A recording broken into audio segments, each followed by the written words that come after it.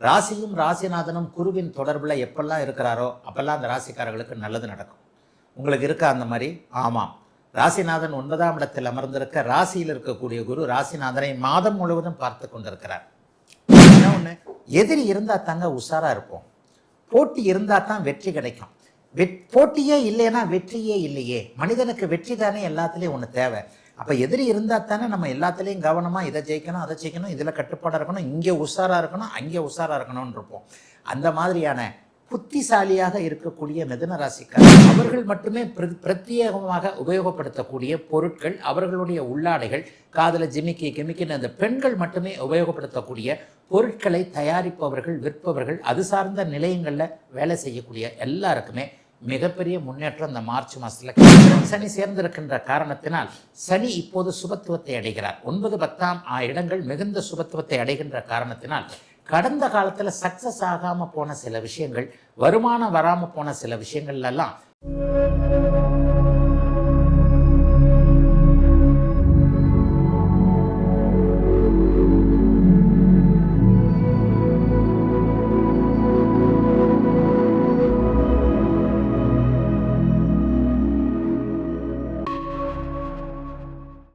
ஆன்மீக பரிகாரம் நேயர்கள் அனைவருக்கும் இனிய நல்வாழ்த்துக்கள்.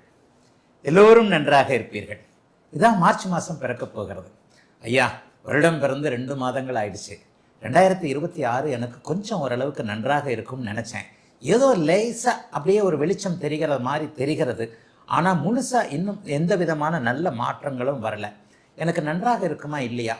ஏதாவது ஒரு நல்ல நிலைமைகள் எப்படியாவது ஒரு ஜோதிடத்தில் நம்பிக்கை இருப்பவர்களுக்கு, ஜோதிடத்தில் ஆர்வம் மட்டும் இல்லாமல் ஜோதிடத்தை புரிந்தவர்களுக்கே ஒரு சில நிலைகளில் சில விஷயங்களில் தயக்கம் இருக்கும்.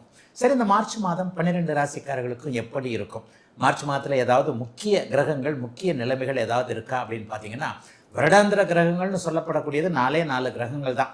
சனி, குரு, ராகு, கேது. இந்த வருடாந்திர கிரகங்களான 4ம் நிலையாக அந்த இடத்துல இருக்குது. இந்த வருஷம் இந்த மாதம் கண்டிப்பாக சனி பயிற்சி இல்லை. ஐயா, வாக்கிய பஞ்சாங்கப்படி சனி பயிற்சி மார்ச் மாதம் 7ஆம் தேதி அப்படி இப்படின்னு சொல்கிறாங்களே அப்படின்னு சொன்னீங்கன்னா, வாக்கிய பஞ்சாங்கம் என்பது முழுக்க முழுக்க தவறானது, ஞானிகளுடைய சித்தாந்தத்திற்கு விரோதமானது. ஒரு சாதாரண ஜோதிடர் வாக்கிய பஞ்சாங்கத்தை கொடுத்தார். ஞானிகள் கொடுத்தது தான் திருக்கணிதம்.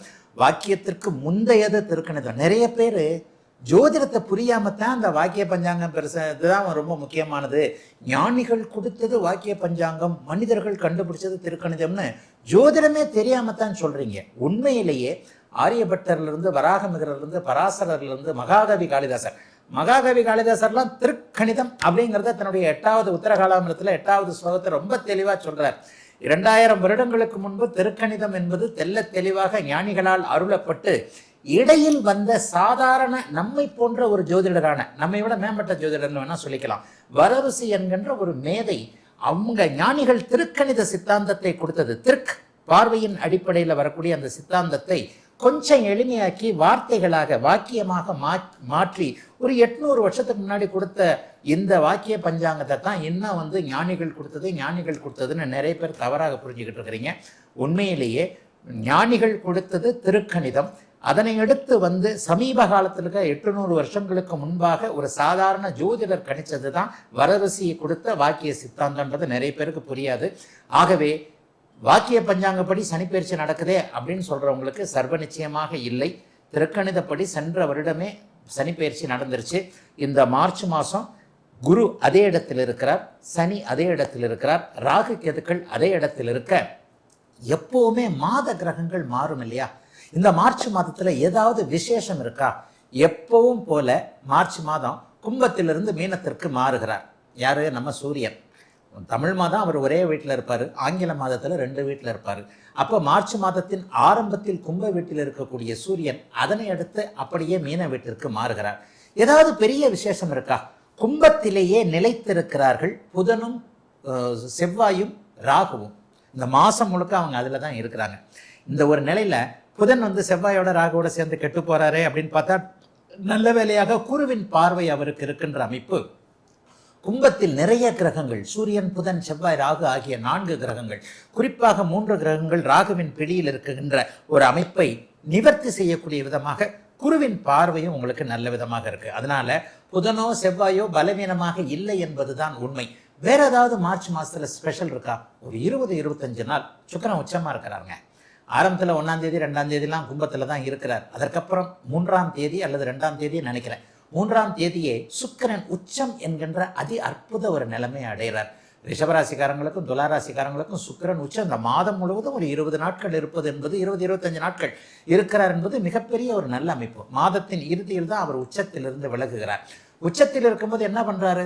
சனியை சுபத்துவப்படுத்துகிறார். மீனராசிக்காரர்களுக்கு ஜென்மச்சனி அமைப்புகளை ஒரு 10-20 நாள் அப்படியே தம் பண்ணி வைப்பார். ஜென்மச்சனியுடைய ஒரு தடங்கல்கள் இதை அவர் நிறுத்தி வைக்கிறார் என்பதுதான் அர்த்தம். ஆக மாத கிரகங்கள் என்று சொல்லப்படக்கூடிய வழக்கம் போல சூரியன் 2 ராசிகளுக்கு மாற புதனும் செவ்வாயும் கும்ப வீட்டிலேயே ராகுவோடு பிடியில் இருந்தாலும் கூட குருவின் பார்வையில அற்புதமாக பலமிழக்காத ஒரு நிலைமையில சுக்கிரன் உச்சத்தை அடைந்து மாத கடைசியில மாறக்கூடிய அமைப்பு இந்த மார்ச் மாதத்தோட ஒரு ஸ்பெஷலான அமைப்புன்னே சொல்லுவேன். மற்றபடி கிரகங்கள் பெரும்பாலும் குருவின் பார்வையிலும் சுக்கிரனுடைய இணைவிலும் இருக்கிறார்கள். குருவின் பார்வையில ராகு, செவ்வாய், புதன் மாதம் முழுவதும் இருக்க, சனி, சூரியன் இருவரும் உச்ச சுக்கிரனுடைய தொடர்பில் இருப்பது கிட்டத்தட்ட பாருங்க 7 பெரிய மிகப்பெரிய கிரகங்கள்ல ஒரு 5-6 கிரகங்கள் சுபத்துவமாக இருக்கின்றன.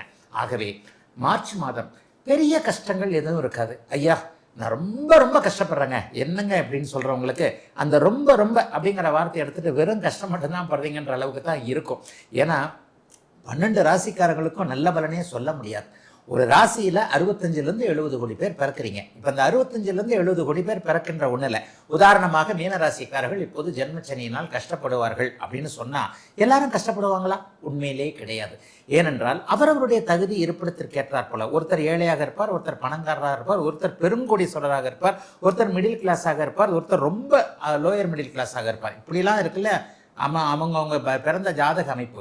அதற்கேற்றாற் போல ராசி பலன்ல கிரகங்கள் கொஞ்சம் நன்றாக வரும் பொழுது ரொம்ப கஷ்டப்படுறவர் கொஞ்சம் கஷ்டப்படுற நிலைமைக்கு மாறுவார், அல்லது சாதகமான கொஞ்சம் பலன்கள் நடக்கக்கூடிய திருப்தி அமைப்புகளில் தான் இருப்பார். இது துளாராசிக்கும் பொருந்தும். துளாராசிக்காரர்களுக்கு இப்போது இந்த மாதம் முழுவதும் மிகப்பெரிய நல்ல பலன்கள் இருக்கக்கூடிய தன்மைகள் இருக்கு. ஆனா எல்லாரும் கமெண்ட்ல என்ன சொல்லுவீங்க? ஐயா ஆஹா ஓஹோ அப்படின்னு தான் சொல்றீங்க, இங்க ஒன்றும் நடக்கலைங்க, நான் கஷ்டப்பட்டுக்கிட்டு இருக்கிறேங்கன்னு சொல்லுவீங்க. ஆனா அந்த கஷ்டப்பட்டு இருக்கிறவங்களுக்கு கூட நான் என்ன சொல்லுவேன் அப்படின்னா, 5 ரூபாய் சம்பாதிக்கக்கூடியவருக்கு 50 ரூபாயும், 500 ரூபாய் சம்பாதிக்கக்கூடியவருக்கு 1000 ரூபாயும், 1000ற்கு 5000-ம், 5000ற்கு 50,000-ம், 50,000ற்கு லட்சமும் அவரவருடைய படிநிலைகளுக்கு ஏற்ப வருமானங்கள் உயரத்தான் இருக்கும். 5 ரூபாய் சம்பாதிக்கிறவர் 5 கோடி சம்பாதிக்கிற அளவுக்கு மாறிட மாட்டார். இது உங்களுக்கே நன்றாக தெரியும். இப்பொழுது 12 ராசிக்காரர்களுக்கும் மீன முதல் மேஷம் வரையிலான இந்த 12 ராசிக்காரர்களுக்கும் இந்த மார்ச் மாதம் எத்தகைய நல்ல அல்லது சாதகமற்ற பலன்களை செய்யும் அப்படிங்கிறத பார்த்துடலாம். மிதன ராசிக்காரர்களுக்கு மிகப்பெரிய நன்மைகள் இந்த மாதம் முழுக்க இருக்கு. ராசியும் ராசிநாதனும் குருவின் தொடர்புல எப்பெல்லாம் இருக்கிறாரோ அப்பெல்லாம் அந்த ராசிக்காரர்களுக்கு நல்லது நடக்கும். உங்களுக்கு இருக்கா அந்த மாதிரி? ஆமாம். ராசிநாதன் 9ஆம் இடத்தில் அமர்ந்திருக்க, ராசியில் இருக்கக்கூடிய குரு ராசிநாதனை மாதம் முழுவதும் பார்த்து கொண்டிருக்கிறார். என்ன ஒண்ணு, உங்களுடைய 6ஆம் அதிபதி அங்கே சேர்ந்து தான் இருக்கிறார். ஆக என்ன, பிடிக்காத ஒருவருடன் ஒரே அறையில் ஒரே அலுவலகத்தில் வேலை செய்யக்கூடிய அமைப்புகள் இருந்தாலும் கூட அதன் மூலமாக உங்களுடைய மதிப்பு உயரக்கூடிய அமைப்புகள் இப்போது இருக்கும். பிடிக்காத ஒருத்தர் கூட தான் வேலை செய்வீங்க. இந்த ஆள் கூட நம்ம சேர்ந்தாலே உருப்படாத இருந்தால் நம்மளை எப்போவுமே பார்த்து இப்படி பண்ணிக்கிட்டு இருப்பாரு, நம்ம மேலே ஜெலஸ், நம்ம மேலே பொறாமை, நம்மளை எப்போ பின்ன காலை வாடுறது அப்படின்னு நினச்சிக்கிட்டு இருக்கிறாரு அப்படின்னு நினைக்கக்கூடிய ஒருவரோடு சேர்ந்து வேலை செய்யக்கூடிய நிர்பந்தம், எப்போதும் விழிப்புடன் இருந்து அதை போட்டியை வெற்றியாக்கக்கூடிய வலிமை இந்த மாதம் முழுவதும் மார்ச் மாதத்தில் இருக்கு. இப்போ பாருங்க, எதிரி இருந்தால் தாங்க உஷாரா இருப்போம், போட்டி இருந்தால் தான் வெற்றி கிடைக்கும். போட்டியே இல்லைன்னா வெற்றியே இல்லையே. மனிதனுக்கு வெற்றி தானே எல்லாத்துலேயும் ஒன்று தேவை. அப்போ எதிரி இருந்தால் தானே நம்ம எல்லாத்துலேயும் கவனமாக இதை ஜெயிக்கணும், அதை ஜெயிக்கணும், இதில் கட்டுப்பாடாக இருக்கணும், இங்கே உஷாராக இருக்கணும், அங்கே உஷாராக இருக்கணும்னு இருப்போம். அந்த மாதிரியான புத்திசாலியாக இருக்கக்கூடிய மிதுன ராசிக்காரர்கள் எல்லோருக்குமே போட்டியின் மூலமான வெற்றிகள் கிடைக்கக்கூடிய அற்புதமான மாதமாக இந்த மாதம் அமைஞ்சிருக்குங்க. யோகாதிபதியான சுக்கிரன் மாதம் முழுவதும் 10ஆம் இடத்துல உச்சமாக இருக்கிறார். அப்புறம் மாதத்தின் கடைசி நிறைவு பகுதியில் 11ஆம் இடத்திற்கு மாறுகிறார். 5-9 கூடியவர்கள் 10ஆம் இடத்தில் ஒரு சேர ஒன்றிணைந்து இருக்கக்கூடிய அமைப்பு என்னன்னா, பெண்கள் சார்ந்த விஷயத்துல பெரிய அளவுல நன்மைகள் கொடுக்கும் அப்படிங்கிறத காட்டுது. இதை மிதுன ராசிக்காரர்களுக்கு எப்படி வேணாலும் சொல்லலாம். அம்மா, அக்கா, தங்கை, தாரம், தன்மகள், ஆபீஸில் பக்கத்து சீட்டில் வேலை செய்யக்கூடிய தோழி, அல்லது இளைஞர்களுக்கு எனக்கு கல்யாணமே ஆகலைங்க, காதலி தான், காதலியும் இருக்கலாம், நண்பர் பெண் தோழியாகவும் இருக்கலாம். இந்த மாதிரியான வயதிற்கு ஏற்றாற் போல உங்களுடைய பெண் தோழிகள் அல்லது பெண் வழி உறவுகளால் இந்த தடவை கடுமையான நன்மைகள் நிச்சயமாக இருக்குங்க. இன்னொரு பலனை குறிப்பாகவே சொல்லலாம். என்ன பலன் அப்படின்னா, பெண்கள் சார்ந்த தொழில் அமைப்புகள், பெண்கள் மட்டுமே உபயோகப்படுத்தக்கூடிய ஒரு சுடிதார் ஆம்பளை போட முடியாது, ஆனால் ஆம்பளையோட பேண்ட் ஷர்ட்டை பொம்பளைங்க போட்டுக்குவாங்க. அப்போ அவர்கள் மட்டுமே பிரத்யேகமாக உபயோகப்படுத்தக்கூடிய பொருட்கள், அவர்களுடைய உள்ளாடைகள், காதில் ஜிமிக்கி கிமிக்கின்னு அந்த பெண்கள் மட்டுமே உபயோகப்படுத்தக்கூடிய பொருட்களை தயாரிப்பவர்கள், விற்பவர்கள், அது சார்ந்த நிலையங்களில் வேலை செய்யக்கூடிய எல்லாருக்குமே மிகப்பெரிய முன்னேற்றம் இந்த மார்ச் மாதத்தில் கண்டிப்பாக உண்டு. சுக்கிரன் சனி சேர்ந்திருக்கின்ற காரணத்தினால் சனி இப்போது சுபத்துவத்தை அடைகிறார். 9, 10ஆம் இடங்கள் மிகுந்த சுபத்துவத்தை அடைகின்ற காரணத்தினால் கடந்த காலத்தில் சக்ஸஸ் ஆகாமல் போன சில விஷயங்கள், வருமானம் வராமல் போன சில விஷயங்கள்லாம் பெரிய அளவிற்கு நல்ல விதமான வருமானங்கள் வரக்கூடிய, எதிலும் நிறைவுகள் இருக்கக்கூடிய, ஆண் பெண் இருபாலருக்குமே நல்லவைகள் மட்டுமே நடக்கக்கூடிய அமைப்புகள் இப்போது மிதன ராசிக்கு இருக்குங்க. மார்ச் மாதம் சக்ஸஸ் மாதங்க உங்கள் எல்லாருக்குமே.